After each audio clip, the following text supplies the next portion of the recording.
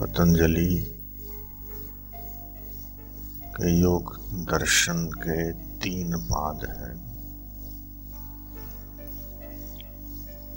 उसके प्रथम पाद के प्रथम सूत्र में ये कहा है कि योगस् चित्तवृत्ति निरोधः, कि चित्त वृत्तियों का निरोध करना ही योग है। और शास्त्र कहते हैं कि मन एव मनुष्याणाम कारणम बंध मोक्षयोः, कि मन ही बंधन का और मन ही मुक्ति का कारण है। और इसलिए कहा कि यह मन का जो चंचलपना है या मन का जो बहिर्मुखपना है, मन की जो भागदौड़ है, इसको अगर साधक कैसे भी करके कंट्रोल कर सके तो ये मन बड़ा मित्र हो जाता है और संसार सागर से साधक उतार देता है। मन ही लोभी, मन ही लालची, मन ही चंचल और मन ही चोर। मन के मते न चालिए, मन के मते अनेक। इसलिए भाई अब मनमाना साधन मत करो, जैसा गुरु कहेंगे वैसा हम करेंगे, ऐसा मन में न पक्का कर लो। तो अपने मन को अगर गुरु के हवाले कर दिया तो फिर मन की जो बदमाशी है, मन की जो बहिर्मुखता है, मन की चंचलता है, वो मिट जाएगी। श्रीमद् भागवत महापुराण है, आप सब जानते हैं। 17 पुराण उससे पहले बने हैं, कूर्म पुराण, वराह पुराण, भविष्य पुराण आदि आदि। और उसके बनाने वाले कौन हैं? वेद व्यास। 17 पुराण उन्होंने बना लिए, इतनी मेहनत कर ली, इसके बाद भी उनके चित्त में, मन में जो शांति संतोष होना चाहिए वो नहीं हुआ। ध्यान योग के अभ्यास में निरंतर रत रहने वाले 4 ऋषि कुमार, जिनका नाम था सनक, सनंदन, सनातन, सनत कुमार। वे 4 ऋषि कुमार, उन्होंने वेदव्यास जी को कहा कि आप ऐसे शास्त्र की रचना करो जो सभी के लिए हो। कलयुग में ऐसे लोग नहीं होंगे कि भाई गलती हो गई तो उसका प्रायश्चित करें, उनको गलती अपनी लगेगी ही नहीं, अपनी गलती लगेगी नहीं, और कोई बताएगा तो वो मानेंगे नहीं, ऐसी उनकी मति गति हो जाएगी। मंदा सुमंद मतयो मंद भाग्योपद्रता, बुद्धि मंद हो जाएगी, भाग्य मंद हो जाएगा, और संसार के दोष दुर्गुण उनकी बुद्धि में घुस जाएंगे। तब उन्होंने भागवत महापुराण की रचना की। उसमें भगवान कपिल और देवहूति का बड़ा सुंदर आख्यान है। देखो, देवहूति माँ है और जो कपिल हैं वो उनके बेटे हैं। लेकिन वो कपिल ने एक ऐसा आत्मज्ञान अपने पिता की कृपा दृष्टि की वजह से प्राप्त किया, जो वो मरने के बाद मुक्त नहीं बल्कि जीते जी मुक्त हो गए। और सांख्य दर्शन के वो रचयिता, सांख्य शास्त्र के प्रवर्तक माने जाते हैं। तो वो भगवान कपिल ने देवहूति माता को उपदेश दिया। फिर ऋषभदेव की बात है कि ऋषभदेव ने अपने बेटों को उपदेश दिया, और ये उपदेश दिया कि भाई वही गुरु गुरु है, जो गुरु तुमको भव संसार से पार कर दे। वही पति पति है, वही पत्नी पत्नी है, वही बंधु बंधु है, वही पिता पिता है, वही माता माता है, कि जो अपने बेटे का, अपने सहयोगी का, अपने निकटवर्ती का इस संसार सागर से कल्याण कर दे। तो उनके बेटे रहे वेदव्यास के, क्या नाम था? शुकदेव जी। और शुकदेव जी ने क्या किया? श्रीमद् भागवत की कथा करी। किसके लिए करी? कि परीक्षित के लिए करी। क्यों करी? कि उसको तक्षक ने डंक मारा और श्राप मिला कि 7 दिन में तुम्हारी मृत्यु हो जाएगी। तो भागवत की कथा वेदव्यास के बेटे शुकदेव जी ने केवल और केवल परीक्षित के कल्याण के लिए 7 दिन तक कथा करी। अब जब दूसरों को ये पता चला तो ऋषि भी आ गए, मुनि भी आ गए, और भी कुछ लोग जो थे जिनको पता चला और रुचि थी वो आ गए। लेकिन शुकदेव जी ने केवल परीक्षित की मुक्ति के लिए भागवत की कथा की। यहाँ ध्यान देने की ये बात है कि अगर एक भी जिज्ञासु, अगर एक भी सुपात्र, अगर एक भी सच्चा साधक मिलता है तो सतगुरु का बोलना सफल हो जाता है। यहाँ तो आप इतने सारे हो, अगर 2, 4, 5, 25 भी अगर मेरी बात को समझ लें और अपने जीवन में अंगीकार कर लें तो मेरा आना और बैठना सफल हो गया, ऐसा मैं मानता हूँ। तो शुकदेव जी ने परीक्षित के कल्याण के लिए, उनके मंगल के लिए 7 दिन की कथा करी, और उसमें ये बात कही कि मनुष्य का जो मन है ना, बहुत बदमाश है। और यही बात गीता ने भी करी है कि अपना ही मन, मनुष्य स्वयं ही आप अपना शत्रु है और स्वयं ही मित्र है। आत्मैव आत्मनो बंधु आत्मैव रिपुरात्मनः बंधुरात्मनात्मा तस्य येवैनात्मना जितः अनात्मनस्तु शत्रुते वर्तेत आत्मैव शत्रुवत्। कि जो मनुष्य का मन परमात्मा में लगा, अंतर्मुखता की ओर लगा, तो वो जो मन है वो उसका कल्याण करता है। और जो मन विषयों में लगा, खाने का मजा, पीने का मजा, पहनने का मजा, ये जितने भी मजे हैं वो सारा मजा आज नहीं तो कल भविष्य में तुमको सजा दिए बिना रहेगा नहीं।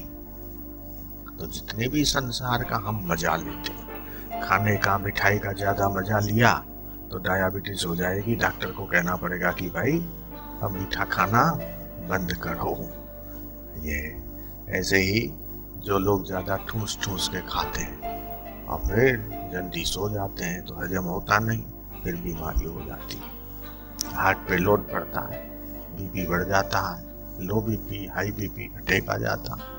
तो संयम, तो देखने में संयम कि आंख ने तो कुछ भी दिखा दिया, लेकिन क्या ग्रहण करना वो हमारे हाथ में है।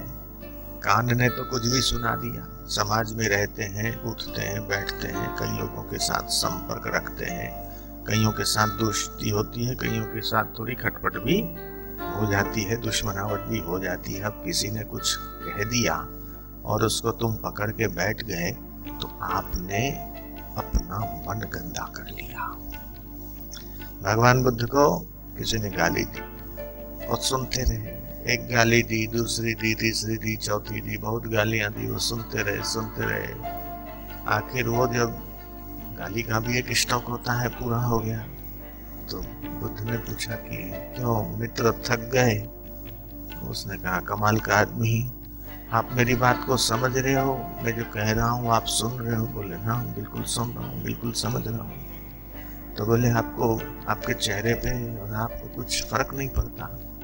तो उन्होंने कहा भाई कोई आपको कोई वस्तु दे और वो वस्तु अगर आप न लो तो वो वस्तु कहाँ रहेगी? तो बोले उसी के पास रहेगी जो दे रहा है। तो बोले मित्र तुमने दिया तो बहुत, लेकिन मैंने लिया ही नहीं। देखो ना, विवेक है, ये समझदारी है कि कोई कुछ भी कह देता है, कोई कुछ भी बोल देता है और हम अपने मन में गांठ बांध लेते हैं। तो ये मन है ना, ये गांठ बांध लेता है, इसने मुझे ऐसा कहा तो इसकी मैं खबर लूंगा। तो घाट वाले बाबा थे, बापूजी वर्षों तक, वर्ष में 1 महीना, 1.5 महीना, 2 महीना उनके पास जाते थे, रहते थे। हम तब छोटे थे, दाढ़ी मूछ हमको फूट ही रही थी उस समय की बात। तो वहाँ का एक हरिद्वार का एक पेंटर था जो दीवालों पे कुछ लिखते हैं ना, किसी के एडवर्टाइज वगैरह लिखते, वो करता था। तो कभी आते थे जंगल से घूम के और कुछ लोग आते थे, तो उनका जिंदगी बड़ी ओपन रहती थी। वहीं पे घाट पे बैठ के मालिश करवाते थे, वहीं अखबार पढ़ लेते थे। कई लोग वहां से आते थे, जाते थे, गुजरते थे, देखते थे। बापूजी भी वहीं होते थे, हम भी सेवा में रहते थे। तो वो जो आदमी था तो वो प्रसाद मांगने आता था, तो कोई कुछ दे जाता तो घाट वाले बाबा दे देते उसको। अब एक जब रहा प्रसाद तब दिया, एक आध दो बार आया और प्रसाद नहीं रहा तो नहीं दिया, तो उसको बुरा लग गया और फिर वो दीवालों पे घाट वाला बाबा के लिए अनर्गल कुछ का कुछ लिखने लगा और बोलने लगा, ये ऐसे है वैसे। इतनी गंदी उसने भाषा वापरी थी कि मैं माइक में नहीं बोल सकता। मतलब जितना गंदे से गंदा शब्द हो सके वो गंदे से गंदा शब्द, वो जहाँ पे घाट में रहते थे तो उसके पास ही में वो गंगा नदी का पुल है, उस पुल की जो दीवारों पर उसके आसपास ये ऐसे हैं वैसे हैं, अपन नहीं बोल सकते, सोच भी नहीं सकते ऐसे महापुरुष के लिए ऐसा सब लिख दिया। तो ये बात घूमते घूमते बापूजी वहीं थे, तो किसी ने आके बापूजी को बताया कि ऐसा। बोले अच्छा ऐसा है, बोले कौन है उसको बुलाओ जरा खबर ले। तो फिर बापूजी ने घाट वाले बाबा से पूछा, भाई वो कौन है जो? बोले क्या पता कौन होगा, जो होगा क्या पता। अरे कल परसों नहीं आया था वो? हाँ हाँ हाँ। बोले हाँ ठीक। तो क्यों उसने? बोले हम कहाँ जाने, क्या पता क्या है। बोले उसको ठीक करते हैं। बोले अब किस किस को आप ठीक करोगे? नहीं आपके लिए ऐसा वैसा बोलता है। बोले बोलने दो भगने दो, हमारा कहाँ जाता है, अपने आप को ही ठीक करो ऐसा कि किसी की असर ही न हो। कितनी ऊंची बात है कि कोई आपके लिए कुछ कहता है या दुनिया आपके लिए कुछ कहती है, आप अपने मन को, अपने अंतःकरण को इतना व्यवस्थित रखो, इतना शांत रखो, इतना शीतल रखो और इतना समत्व में रहो कि आपको वो दुनिया की बातों की असर न हो। अब मीरा के लिए और अकबर के लिए टेढ़ा सोचने वालों ने सोचा, उससे मीरा का कुछ नहीं बिगड़ा। ठीक उसी प्रकार कबीर के लिए, वशिष्ठ जी के लिए भी बोलने वालों ने क्या क्या क्या बोला। आप संतों को नहीं छोड़ते, भगवान को नहीं छोड़ते, राम जी को भी ऐसा लांछन लग गया कि सीता जी को लग गया। तो बोलने वाले लोग बोलते हैं और दुनिया में सबकी जीवान को तुम रोक भी नहीं सकते हो, लेकिन अपने मन को, अपने हृदय को, अपने दिल को तुम ऐसा बना सकते हो कि उनकी असर नहीं हो। तो ये जो मन है ना, मन ही लोभी, मन ही लालची और मन ही चंचल, मन ही चोर, और इस मन को वश में करने का जो उपाय बताया वो उपाय सबसे तेज तर्रार है ध्यान योग। तो जो पतंजलि ने योग दर्शन लिखा, और योग दर्शन में सारे सूत्र हैं, और योग दर्शन का प्रथम सूत्र कहता है कि योग चित्त वृत्ति निरोध है। जो अपनी चित्त वृत्तियां है ना, उसको थोड़ा निरोध कर लो। तो चित्त वृत्ति का जब निरोध हो जाएगा तब आपके मन में अनर्गल विचार, अनर्गल चिंतन, अनर्गल वृत्तियां खड़ी नहीं होगी, और जिसके चित्त को जो जब चाहे तब शांत कर सके। कई आदमी ऐसे होते हैं, चुप बैठना मतलब परेशान हो जाना, चुप नहीं रह सकते, कुछ न कुछ बोलने को चाहिए या कुछ न कुछ करने को चाहिए। तो ऐसे जो व्यक्ति हैं, तो वे व्यक्ति अपने मन के ऊपर वो कंट्रोल नहीं कर सकते, कुछ न कुछ बोलने को चाहिए। अकेले घूमने नहीं जा सकेंगे, साथ में कोई चाहिए कंपनी। बोले नहीं चलो, अकेले नहीं जा सकते, अकेले रह नहीं सकते। तो ये जो है ना कि किसी का साथ चाहिए, किसी का सहयोग चाहिए, किसी का वो चाहिए, किसी के आश्रित हो जाते हैं। तो ये जो किसी न किसी वस्तु का, किसी न किसी व्यक्ति का, वस्तु का जो आश्रय है, वो जीव को परतंत्र और पराधीन बना देता है। हकीकत में आत्मा परम स्वतंत्र है। आत्मा एकदम शुद्ध, एकदम व्यापक, एकदम बलप्रद है। उस आत्मा की शरणागति छोड़ के, अब आत्मा कह दो, गुरु कह दो, आप लोगों ने गुरु गीता पढ़ा होगा, सुना होगा, तो उसमें एक श्लोक आता है कि गुरु आत्मा हमेव च, जो गुरु है वही हमारी आत्मा है। जो आपकी माता है और माता का जो कुल है, और जो पिता है और पिता का जो कुल है, उसको भी आप गुरु रूप में अनुभव करो। कि गुरु केवल एक व्यक्ति रूप में आप देखोगे या केवल आकृति रूप में देखोगे तो आप गलतफहमी में रहोगे या धोखा खा जाओगे। गुरु का जो स्वरूप है, गुरु का जो वो बड़ा व्यापक है। गुरु का अपोजिट होता है लघु।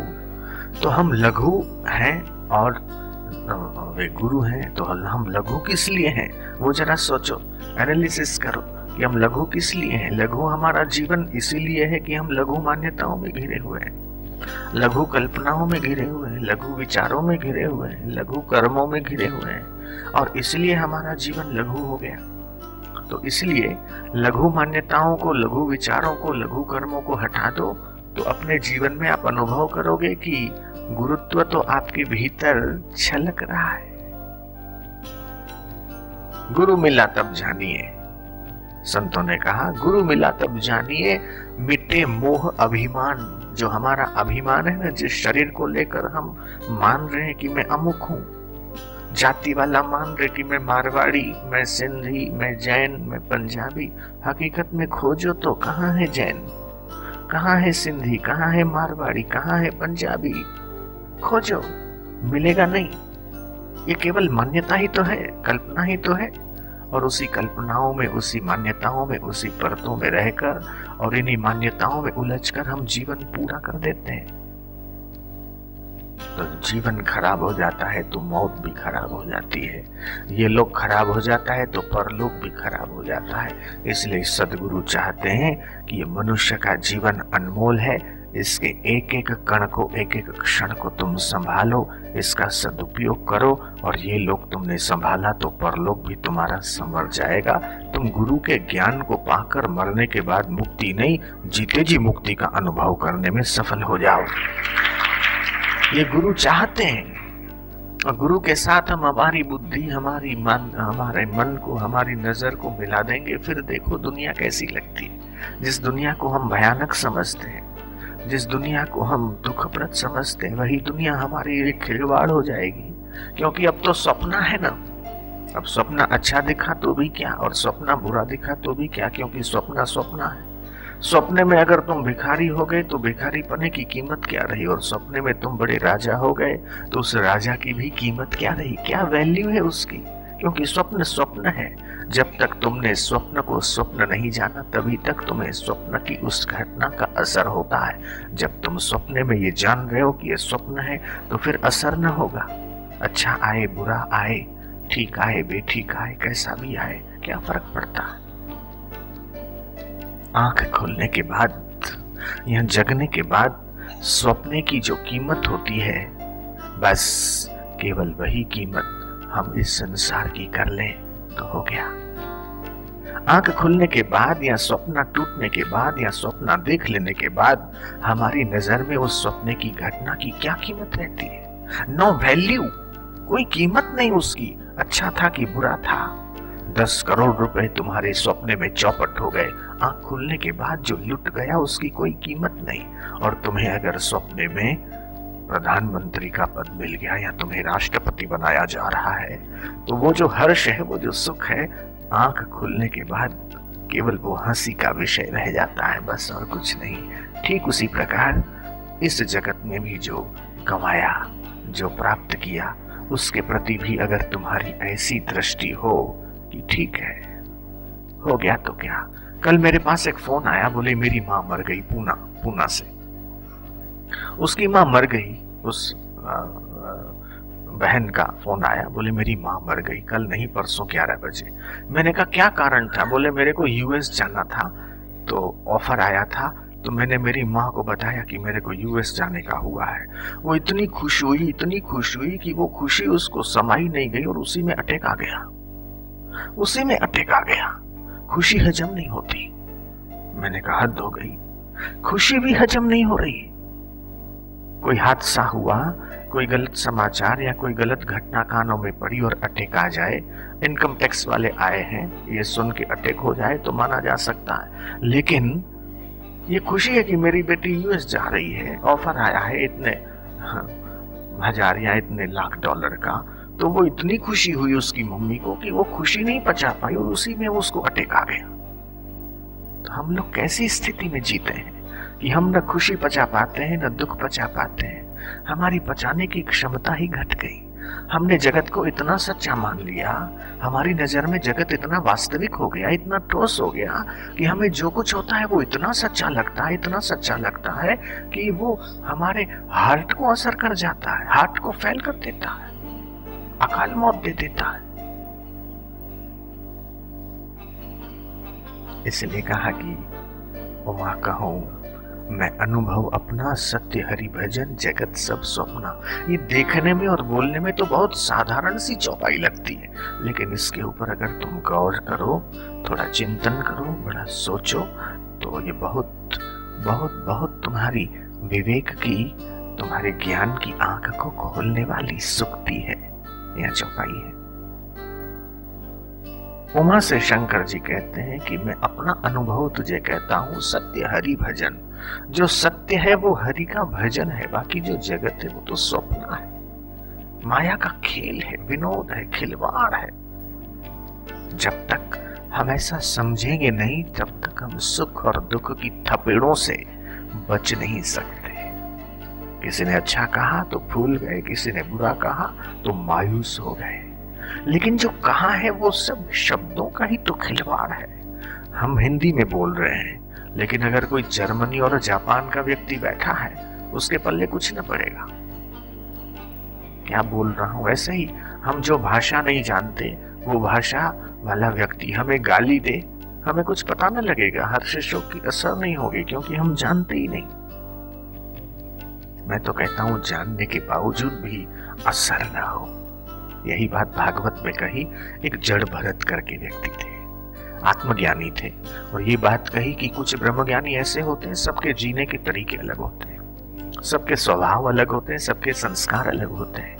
किसी ब्रह्मज्ञानी किसी की कॉपी नहीं करता और किसी के जीवन के अनुसार अपने को ढालने की कोशिश भी नहीं करता। वो सहज में रहता है, सहज में जीता है। ये बात अष्टावक्र ने भी अष्टावक्र गीता में कही कि उस ज्ञानी की, ब्रह्मवेत्ता की होने वाली सहज और स्वाभाविक स्थिति को रोकने में या बदलने में भला कौन समर्थ है? अर्थात कोई नहीं। और योग वशिष्ठ में भी ये बात कही कि कोई ज्ञानी ऐसे हैं जो राज्य करते हैं और व्यापार करते हैं, कोई ऐसे हैं कि जो कंदराओं में, गिरी गुफाओं में साधना करते हैं। कल हम एक ऐसे महात्मा से मिल के आए जो 135 वर्ष के हैं और वर्षों से अन्न नहीं लेते हैं, ऐसे चमत्कारी, और काफी मौन ही रहते हैं, वर्षों से मौन है, बोलते भी कुछ नहीं। ऐसे एक महात्मा से मिल के आए हम।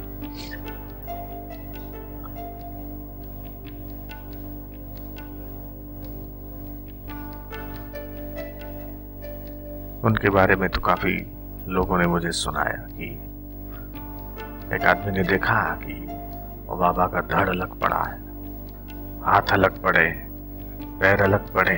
वो घबराया, जाके गांव में बोल के आया कि बाबा को किसी ने काट दिया और मार दिया, धड़ अलग कर दिया, हाथ अलग कर दिए, पांव अलग कर दिए। गांव के लोग सब आए, बोले ये क्या हो गया, किसने मार दिया महाराज को? वहां जाके देखे तो बाबा बैठे कुर्सी पे, हंस रहे। तो बाबा आपके तो सारे अंग अलग अलग थे। बोले देखो मैं तो सामने बैठा हूं। ये योग विद्या में होता है ऐसा, जब चित्त वृत्ति का आप निरोध करोगे तो आप जैसा संकल्प करोगे, जैसी भावना करोगे, वैसा परिवर्तन आपके शरीर में हो सकता है। ये भावना की जो शक्ति है ना, बड़ी गजब की है। महर्षि महेश योगी ने भावातीत ध्यान के कोर्स चलाए थे, भावातीत ध्यान के कोर्स चलाए थे, उस प्रकार के शिक्षक तैयार किए थे। उनको पता था कि मन जो है, भाव, अभाव और कुभाव, ये मन में पैदा होते हैं।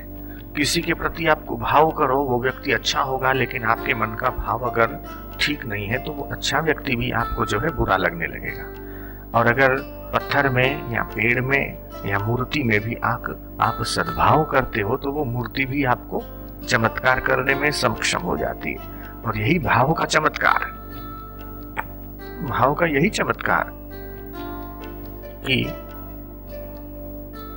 मीरा के सामने विष आया और विष मीरा को असर नहीं कर पाया, वो अमृत हो गया।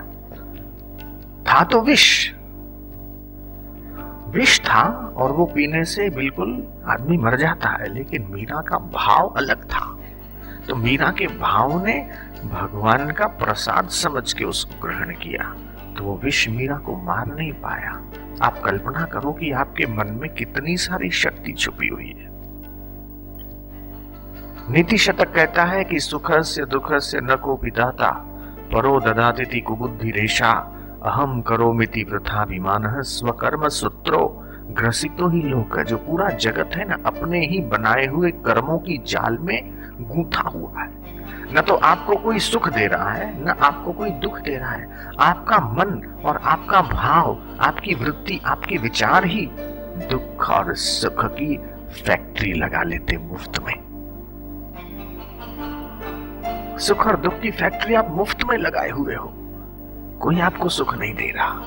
अरे ये ऐसा चल रहा, घर में ये ऐसा बोल रहा, ये ऐसा है वैसा है। ना ना, आपके ही अपने भाव, आपकी ही अपनी कल्पना, आपकी ही अपनी वृत्ति दुख और सुख बना रही है। अपने मन को शीतल रखो, शांत रखो, समत्व में रखो। फिर पूरी दुनिया उल्टी होके टंग जाए तुम्हें दुखी करने के लिए, फिर भी आपको दुखी नहीं कर सकती।